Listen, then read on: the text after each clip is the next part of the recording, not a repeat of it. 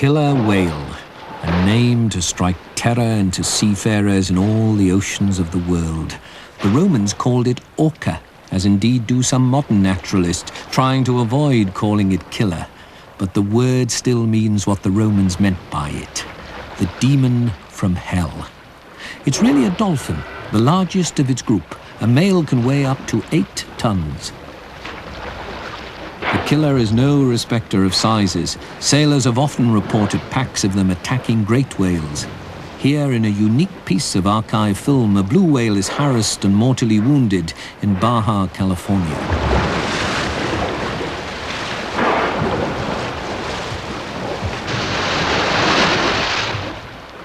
Divers have feared killer whales since diving began. One famous treatise on diving, published as recently as 1963, said the only treatment for being attacked by a killer whale is reincarnation. And yet thousands of people gather daily to watch killer whale shows at Dolphinaria all over North America. It's not fear that draws the crowds, it's something different.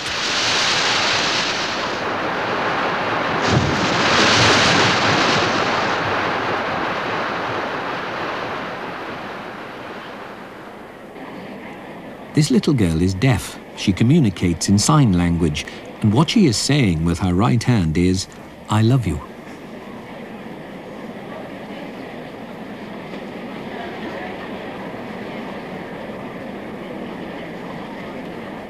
Whatever happened to the reputation of the killer whale? For, as we shall see, killer it most certainly is.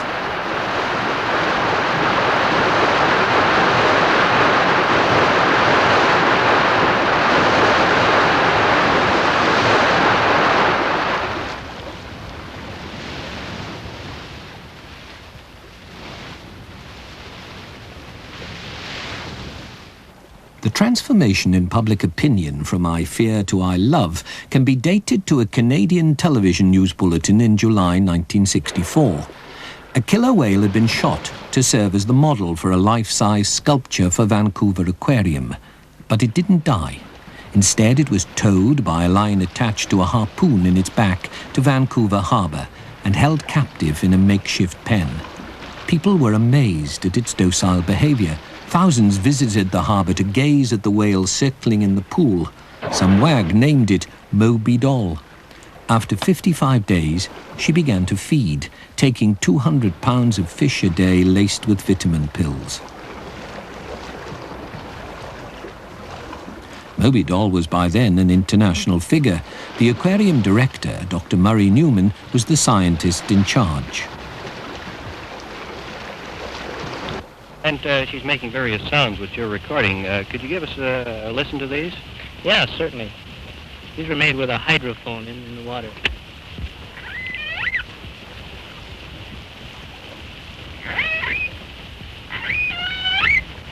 Do you have any idea just what these noises might be in response to?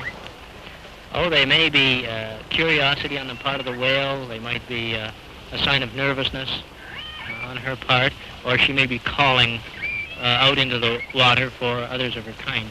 I gather it'll be some time then before you can classify these words and make this dictionary, which you hope to do eventually. Yes, it will. What I intend to try and group these various sounds into their separate groups and play these back to the whale and see what response she makes to each particular noise. Moby Doll died a month later, after 88 days in captivity. At the autopsy, she turned out to be a young male, and voices very like his can still be heard in the open ocean off the coast of Vancouver Island. Here in Georgia Strait, Mike Bigg, Graham Ellis and John Ford pioneered the study of killers, not as terrifying predators, but as sociable vocal mammals living complex family life in groups called pods. These voices are those of a group which they call J-pod.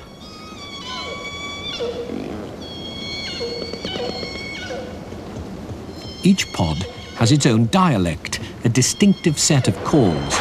In this area around the south of Vancouver Island, there are 3 resident pods totaling between 80 and 90 whales. The dialect of J-pod is very like the voice of Moby Doll, recorded in 1964.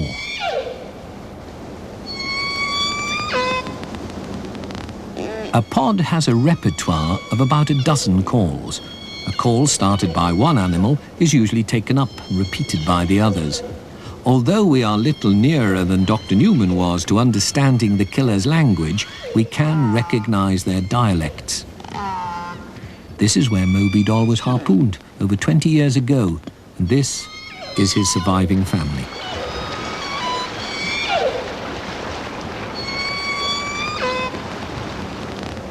Further south, round the San Juan Islands between Vancouver Island and the Washington coast, Ken Bolcom is extending Mike Bigg's work into American waters. He finds that J-Pod is there too. Indeed, on many occasions, J-Pod finds him.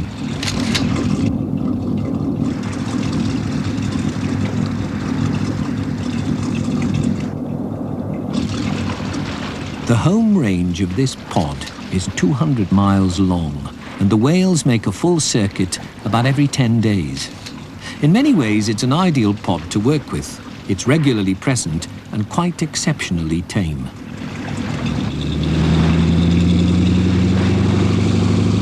The structure of J-Pod is typical. 8 females with 7 calves of various ages are followed by 3 adult males, all of them sons of one or other of the females. Breaching like this, jumping clear of the water and re-entering with a loud splash, is almost certainly a social activity for communication within the group.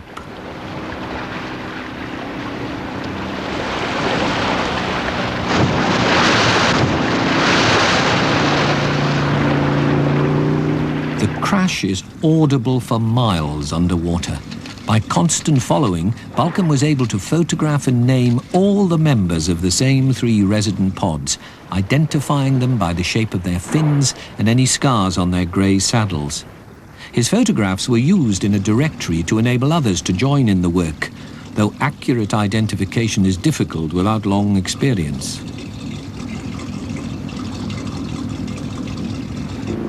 The results of Biggs and Bolcom's work are just emerging. It appears, for example, that killer whales may live in the wild for as long as 70 years, but each female produces a calf, on average, only once every 10 years.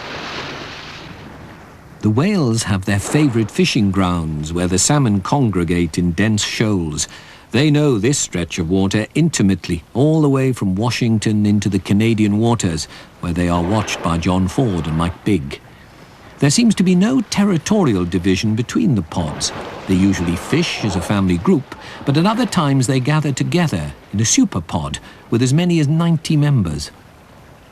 J-Pod is the most frequently seen, but another of the resident pods shows up regularly. They're known as K-Pod, and the largest male, K1, bears 2 notches cut into his dorsal fin in 1973. K1 was a fully grown adult male then.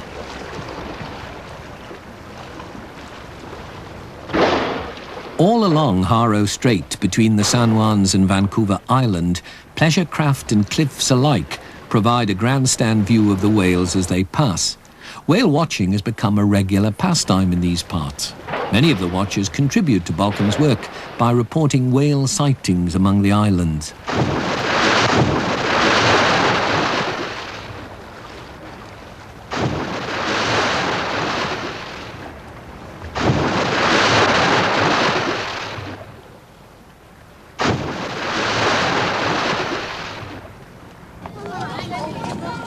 But you don't need to live by the sea to watch whales. Today, they're a branch of show business, one of America's top box office draws.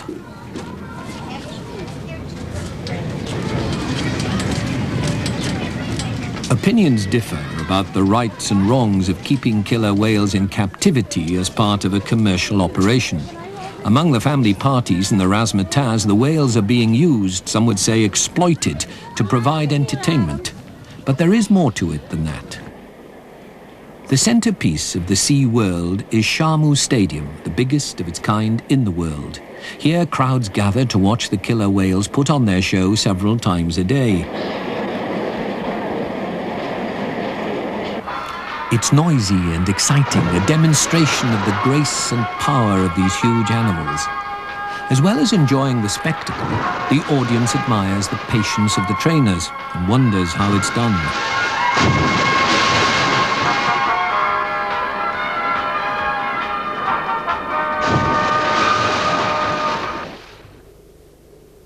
Training takes place between shows.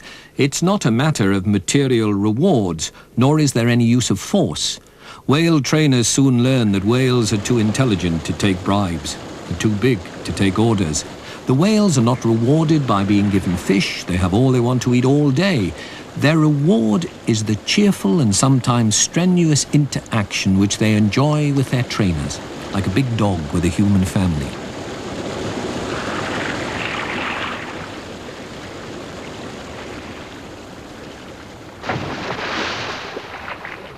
Some of the signals look obvious, but the response to them is very subtle and individual.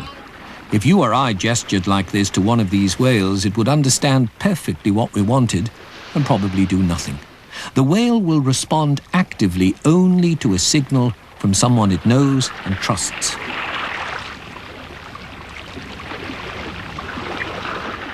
Such communication between people and animals takes time to develop. Some animals respond to constant attention and interaction better than others. Compare, for example, trained dogs with cats and monkeys, which are notoriously difficult to train. Killer whales, as the SeaWorld trainers have discovered, respond even better than dogs. They show every sign of enjoying human companionship and appreciating the variety which the trainers exert themselves to provide.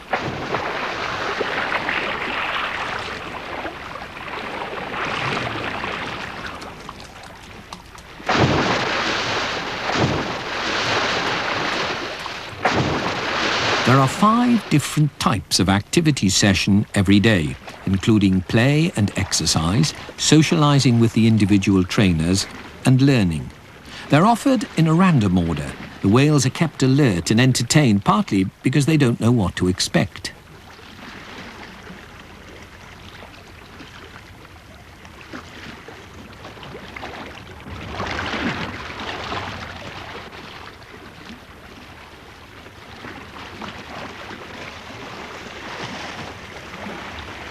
The performances which develop from these sessions are almost all originally the whale's ideas. Indeed, it's often said that the animals show the trainers what they like to do, and then their ideas may one day find their way into the show. The impact of these shows on public opinion has been colossal. The days are gone when a killer whale trainer was regarded as someone on a par with a lion tamer, risking life and loss of limb by consorting with a known man-eater. These displays have changed people's minds. What the whales think of it remains a mystery.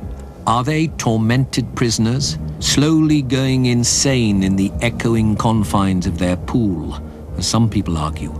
Other people point to the whales. They look well-fed and lively, apparently content and in perfect health, seeming to enjoy the richness and variety of their daily life. The debate continues, but the captive killers appear to be at ease with their surroundings and their visitors.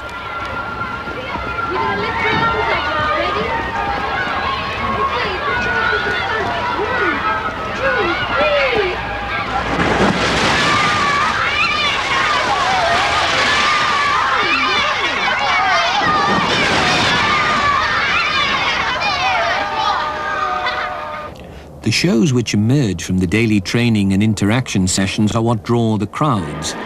There is nothing to compare with the power and grace of killer whales at full speed and at close quarters.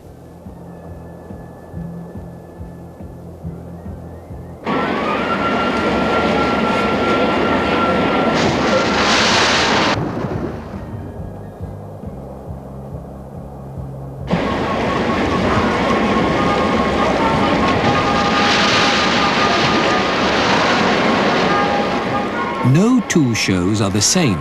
That helps to keep the whales interested. This particular stunt was invented by the whale himself during an exercise session and was built into the show within a year, once the trainer had mastered it.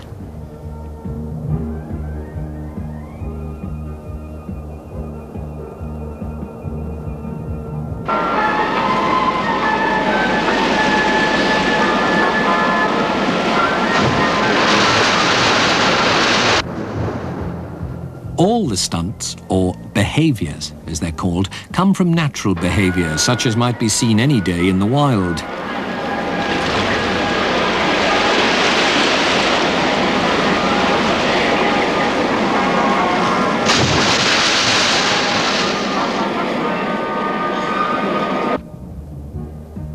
To entertain the crowd, some of the behaviours are exaggerated or extended beyond their normal duration, but physical play like this is a normal part of a whale's daily life.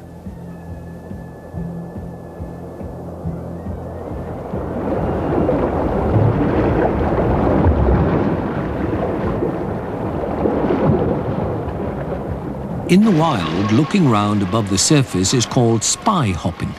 For the show, the whale prolongs the spy hop into a protracted survey. The perfect synchronization of their movements adds to the spectacle, but it too is natural, developed from their breathing routines when they travel. The unity of the pod grows from the mother-child relationship. Calves follow their mother closely while the pod is on the move. Perfect coordination is a way of life among whales, and it's easy to encourage for these displays.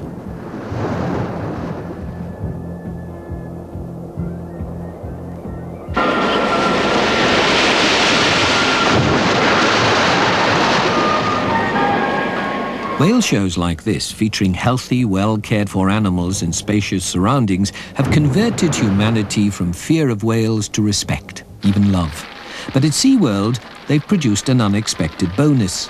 For the first time, a mother whale has given birth and successfully reared a killer whale baby in captivity. They credit their success to the good relationship between trainers and whales.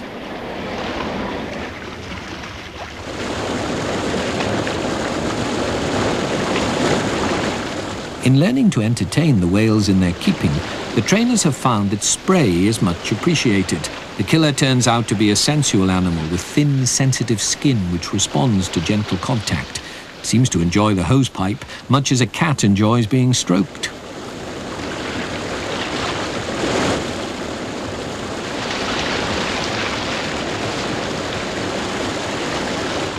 Looking after killer whales needs constant study to understand and anticipate their needs.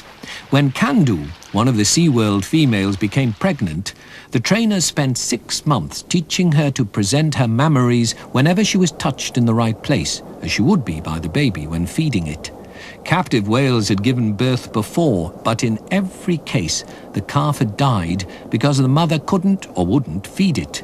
On September the 26th, 1985, after 15 months gestation, Candu gave birth in front of the cameras, and this unique piece of film flashed round the world.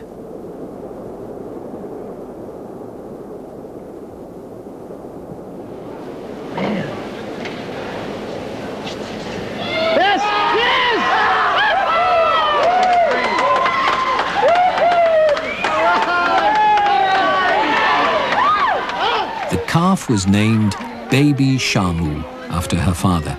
She took her first breath unaided, and soon she was swimming strongly round the pool to the cheers of the SeaWorld staff.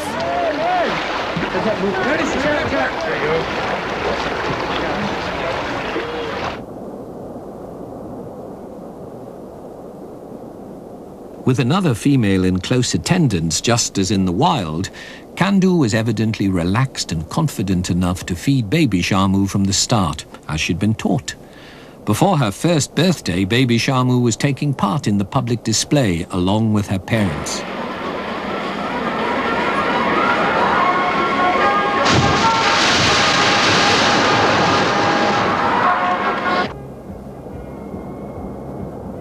She didn't have to learn the routine or even the meaning of signals. As a baby whale, she naturally follows closely wherever the adults go.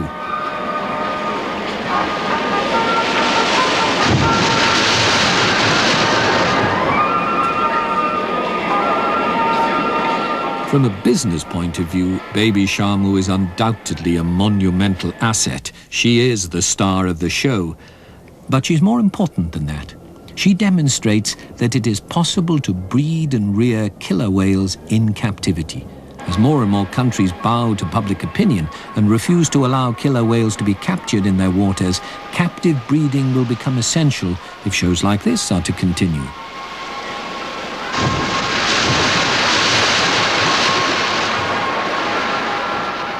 Many dolphinaria have discredited the business by failing to take proper care of the animals in their charge. As a result, public sympathy in some countries, Britain for one, has moved towards banning shows like this altogether. But there is another side to the argument. Properly, and that means expensively maintained captive whales, will be an important factor in perpetuating the respect and love for these animals which has been generated by displays like this.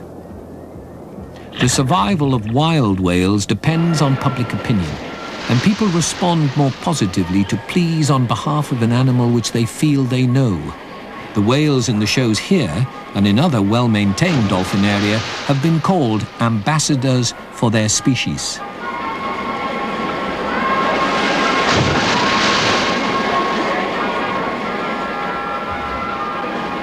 With humanity threatening so much of the natural world, there is a need for ambassadors from that world to ours.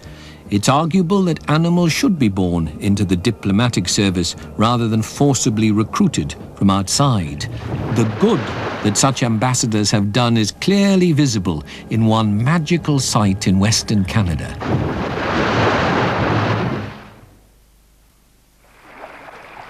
The value to killer whales of the public sympathy which the captives have earned has been proved here, in a remote bay in northern Vancouver Island.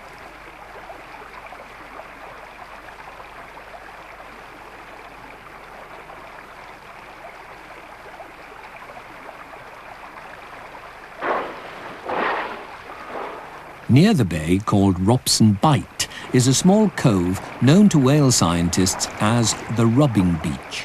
The scientist who discovered it in 1973 was Ian McCaskey, a pioneer in killer whale research. It is a magical place and the site of some very mysterious behavior. Quite what makes it so attractive to whales is difficult to pin down. It is sheltered, and the bottom consists of smooth, flat pebbles, but that's true of other bays roundabout. The water is not especially clear, but that wouldn't matter to whales because they perceive their world through sound more than sight. It may be that the acoustic configuration of the bay is attractive to them in some way which humans cannot appreciate.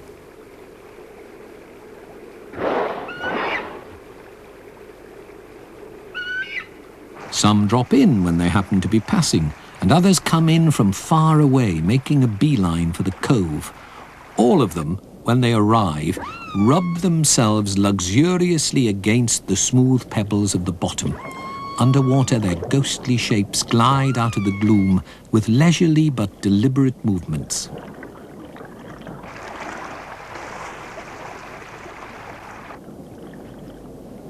Scientists are at a loss to know quite what this behavior is. That it is something special is evident from the whales' voices. Nowhere else do they make sounds like this.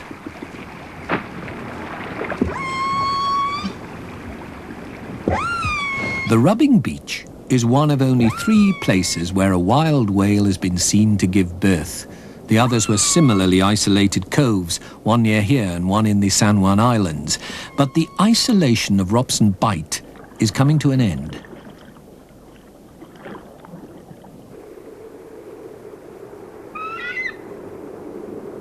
In 1979, a new road opened up the north of the island to logging, previously only a limited concern. The timber is being extracted for building materials and to satisfy the ever-increasing demand for wood pulp to make paper.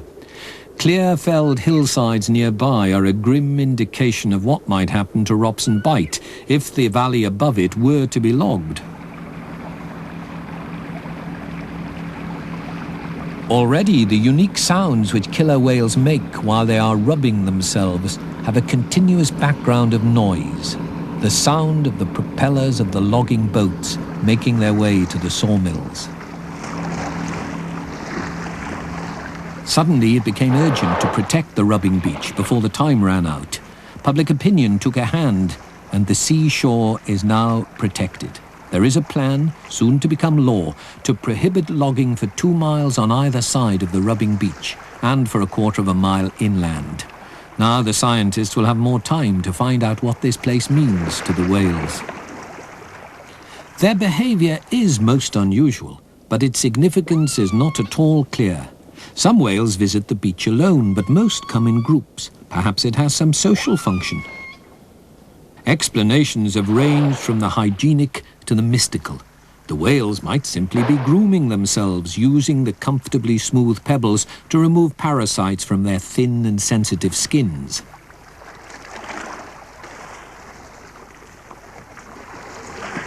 Other researchers speak of sexual education, as if the young whales and their elders were taking part in some kind of initiation ritual in the murky shallows.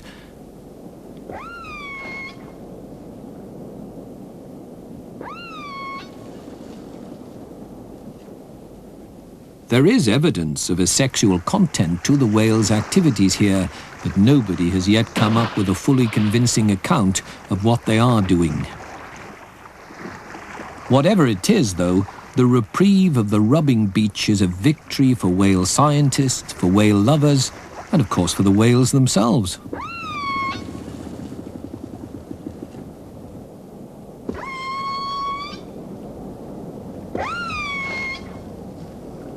"25 years ago, the logging would no doubt have gone ahead, and the whales might well have been systematically exterminated to protect the loggers. In 1955, the United States Navy used machine guns to slaughter hundreds of whales off Iceland to protect the fishery. Today, after the transformation in public opinion, such an act would be totally unthinkable.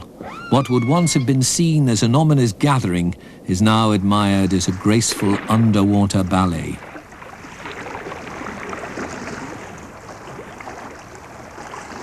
Interpreting the ballet as opera has been the work of John Ford, a Canadian biologist working with Mike Bigg at the West Coast Whale Research Foundation.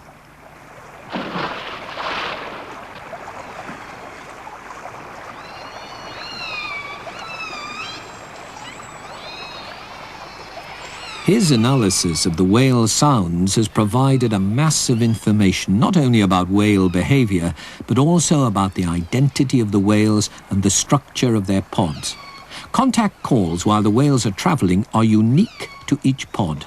Ford calls these sets of signals dialects. It's clear that they are passed down the generations within each family group. Only 2 groups of mammals have the ability to imitate and learn sounds.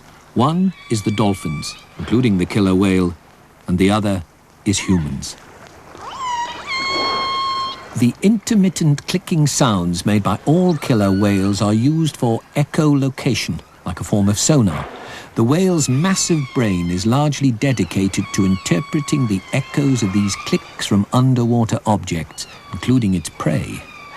In addition to a dozen standard calls and the echolocation clicks, killers often slap the water with their fins or tails. One such impact was the prelude to a touching little episode between a mother whale and her young daughter. The mother is known as Sharky because of her truncated dorsal fin. She was trying to sleep, but the baby, in the way of all babies, wanted to play. Sharky made her feelings clear. She didn't want to be disturbed. The vocal background to this seemingly tranquil scene indicates Sharky's depth of feeling as she gradually loses patience with the infant.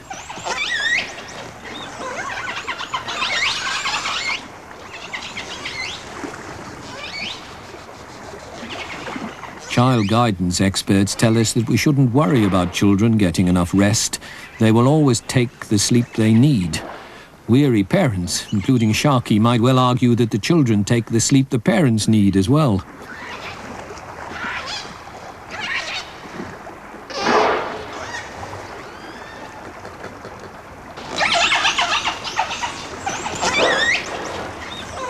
When all reasoning has failed, whale parents have been known to resort to chastisement, but in this case, Sharky seems to reply to the infant's expression of pique with a comment of her own. It's fanciful to try to interpret what the whales are saying. Their world is so different from ours that the dream of translating their language into human terms must remain very remote. No one really knows the significance of tail fluking, slapping the surface to produce a succession of resounding explosions.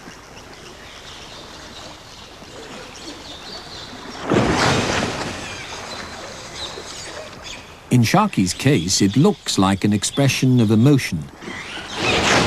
From time to time, the pod gathers together to rest. Now their voices change again to a soft murmur, reassuring in sound. A pod might light drowsily on the surface for several hours, breathing every 30 seconds or so, muttering to each other all the while in subdued voices.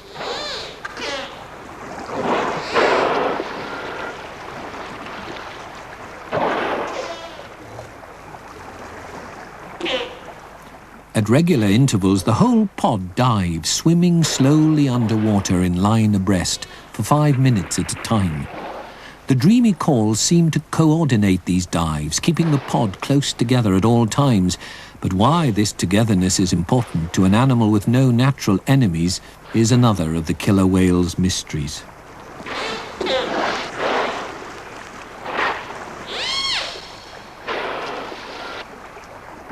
When the pod makes contact with salmon, the voices and the behavior change abruptly. The pod splits up into small groups which charge off in an uncoordinated scramble for food.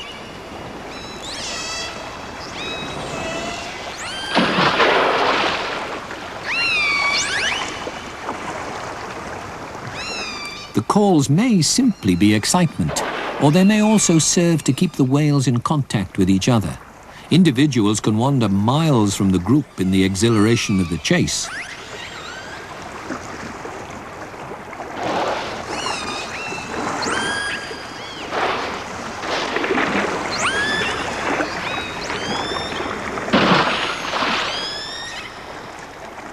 Fishermen will often say that whales hunt as a team, driving the salmon into a bunch so that each whale can take its turn at feeding. But the scientific evidence suggests that it's catch as catch can, and every whale for itself. There's no shortage of food. Here in Prince William Sound, Alaska, are enormous numbers of salmon returning to their breeding rivers. That's a male killer with a typically enlarged dorsal fin. The male's fin can reach 6 feet in length.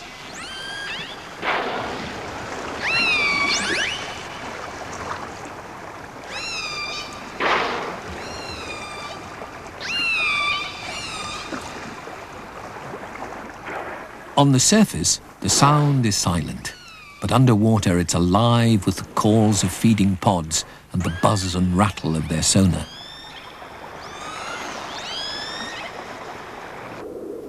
Prince William Sound is a favourite place for killer whales because of the abundance of food in summer.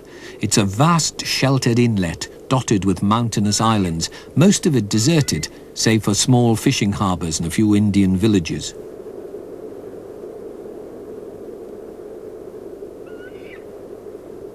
It lies at the head of the Gulf of Alaska, and here in the western part of the Sound there are 10 pods which visit regularly, totaling about 170 animals.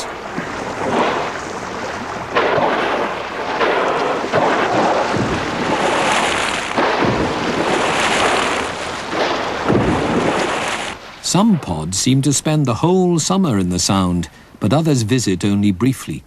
At other times of year, the same pods have been seen near Kodiak Island to the west, and in southeast Alaska, a feeding range of over 600 miles.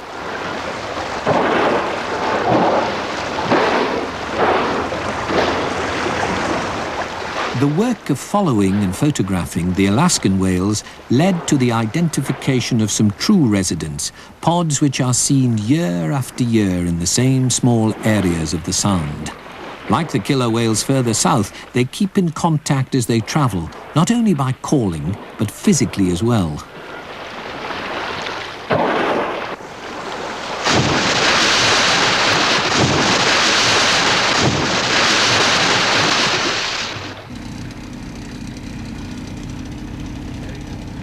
The whales are not the only predators on the salmon.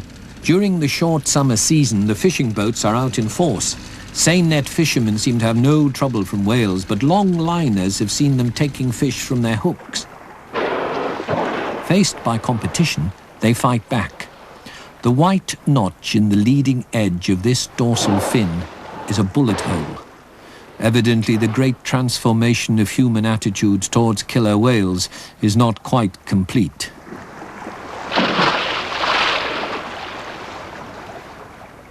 One of the Prince William Sound researchers, Craig Matkin, finds that while some killer whales are hard to approach, others take a close interest in his boat.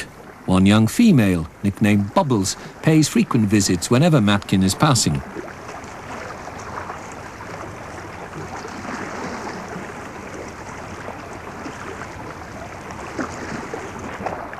Whale watchers all down the west coast of North America know another, less friendly type of killer whale. The scientists call them transients, to distinguish them from the resident pods.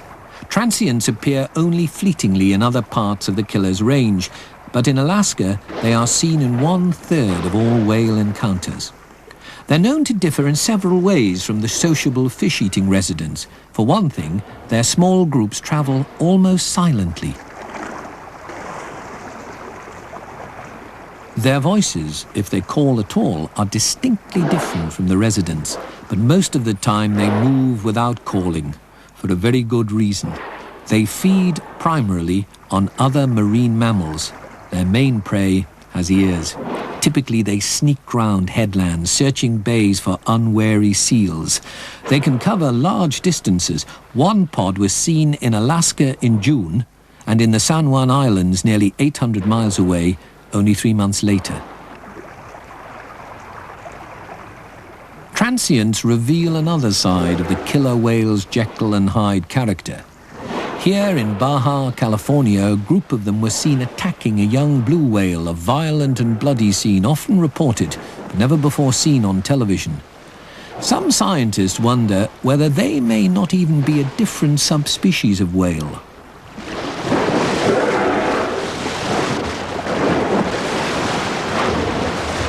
Scenes like this were responsible for the fear of killer whales among sailors in the past. If they can tear great lumps out of a blue whale, what can they do to a man?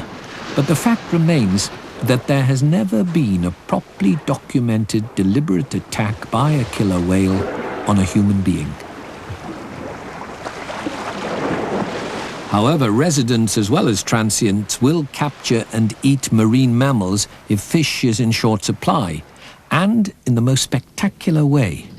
At Punta Norte in the far south of Argentina, Juan Carlos Lopez is the resident scientist. He has become familiar with what was once regarded as very uncommon behavior.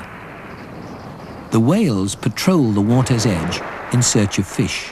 They can come close to shore because the beach drops off steeply to water deep enough for them to swim. Lopez uses the same identification technique as the North American researchers, checking the fin for scars and noting the shape of the grey saddle.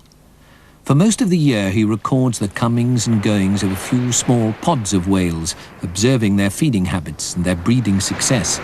He finds that this inshore fishing is a regular way of getting food for the family.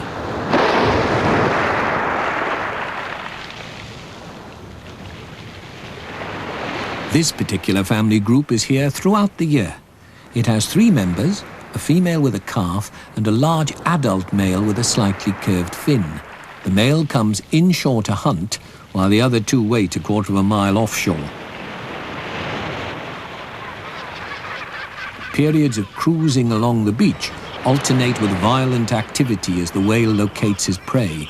The gulls hover around the successful fishermen, as they do everywhere in the world, looking for scraps.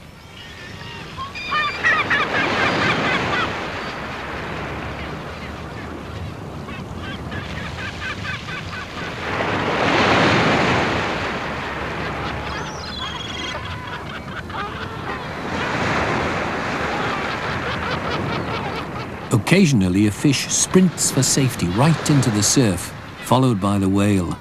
He is nearly 30 feet long.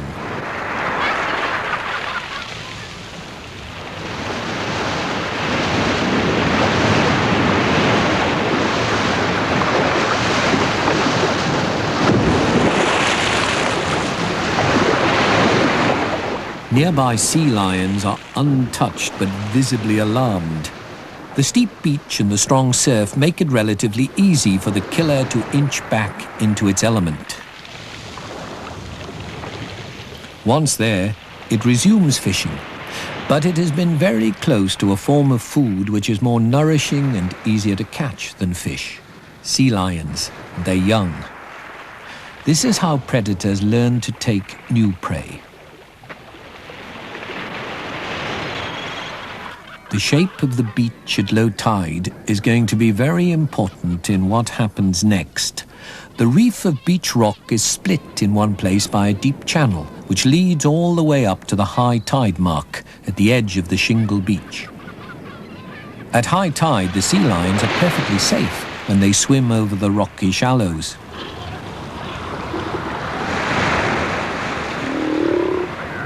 But it is as well for them to know exactly where they are.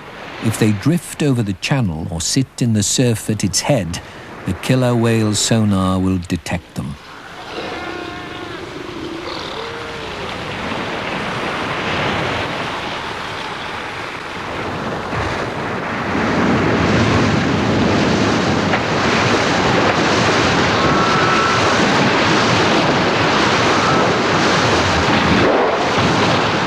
Attacks like this occur all the year round, but they are often unsuccessful. Although they probably developed by chance from the inshore fishing technique, they are now a regular part of the Patagonian whale's repertoire of hunting methods.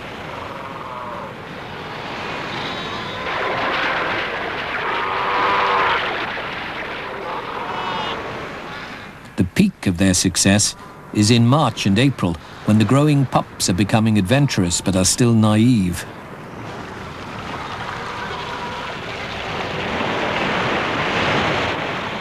Hanging in the water immediately in front of the whale's jaws looks foolhardy, but the adult sea lion knows to an inch where the edge of the rock is underwater, and the whale won't, or can't, cross the line. The adults know the score, but the youngsters are inexperienced, and it is they who come to grief.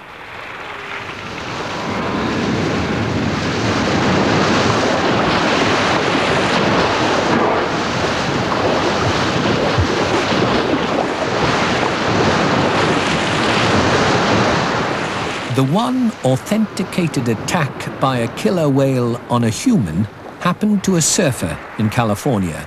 He was apparently seized experimentally, the victim of a young whale's curiosity. The whale dropped him at once, as if it realized its mistake. The surfer was not seriously injured.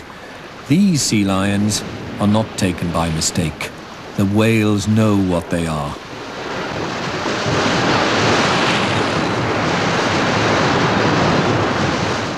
A sea lion pup is a suitably sized meal for a killer whale calf. The male takes his prey out into deeper water, where his mate and their calf are waiting.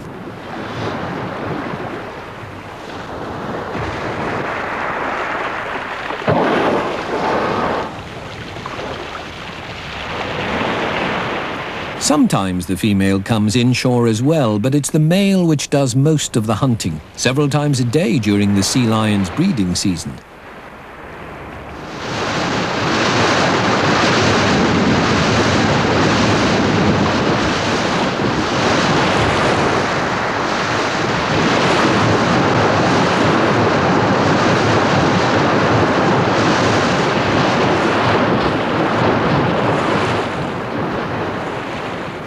The losses to the sea lion population as a whole are not significant, but to the whale family, when fish is in short supply, sea lions are a valuable supplement to their diet. At Punta Norte, it's not only sea lions which fall victim to the whales, they also take much larger prey. On the same beach, a small colony of elephant seals breeds each year. As the young males approach the end of their first year, they spar to determine their pecking order for future seasons. The conflicts are ritualized, rehearsals for the real thing in 2 or 3 years' time, when the senior bull will have the right to mate with every female he can defend. Although very little damage is ever done, the tussles are important because they determine the young bull's social position.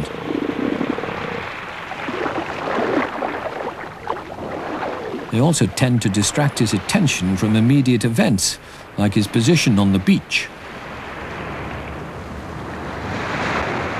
These sparring bull calves weigh just under half a ton each. A 27-foot killer whale weighs 6.5 tons.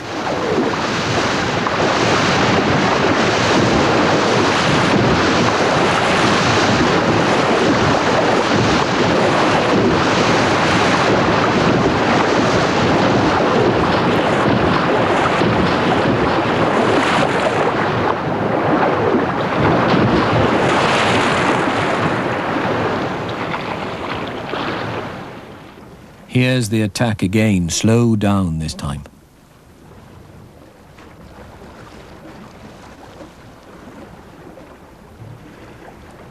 The struggle for status was too absorbing for the bull with his back to the sea. He failed to react to the obvious panic of his rival.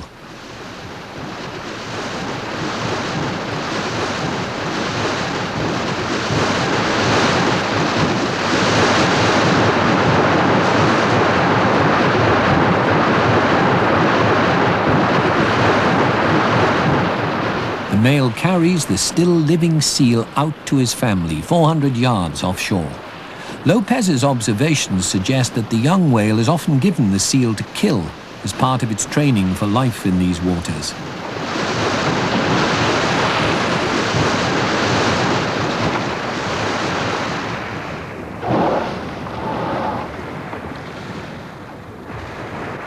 Elsewhere in the killer whale's range, only transients take mammals such as seals as food. Here, the opportunity and the need occasionally produce the same behavior in resident whales.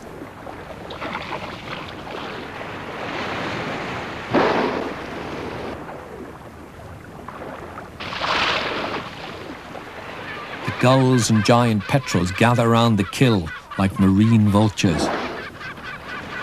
The comparison is apt. The killer whale is the tiger of the sea, the top predator in an unforgiving environment. In all the oceans of the world, its social behavior and its evident intelligence, together with its size and its power, make it invincible. Only mankind has ever challenged the killer's supremacy. Like the tiger, or the lion, or the polar bear, the killer whale has been misjudged by the one species which is unable to accept its mastery of an alien habitat.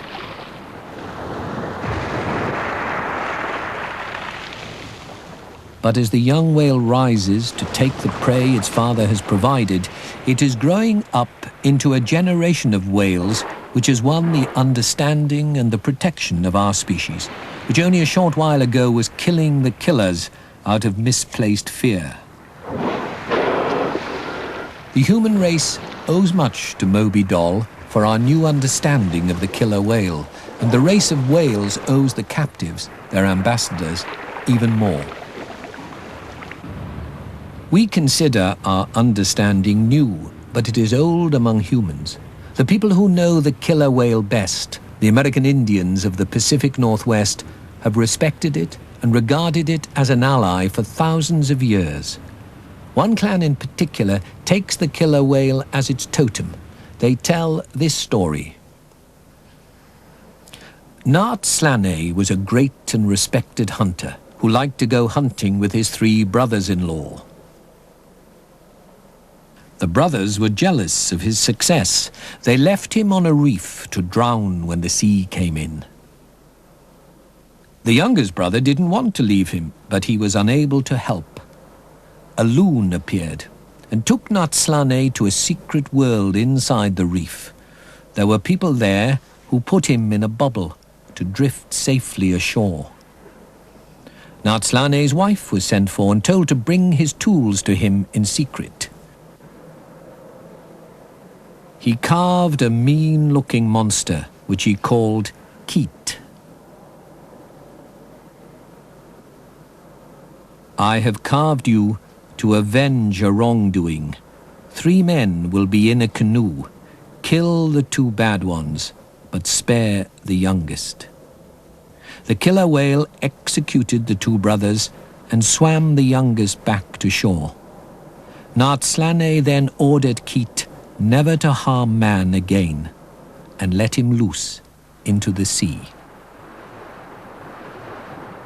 The rest of us have begun to understand him only in the last 20 years.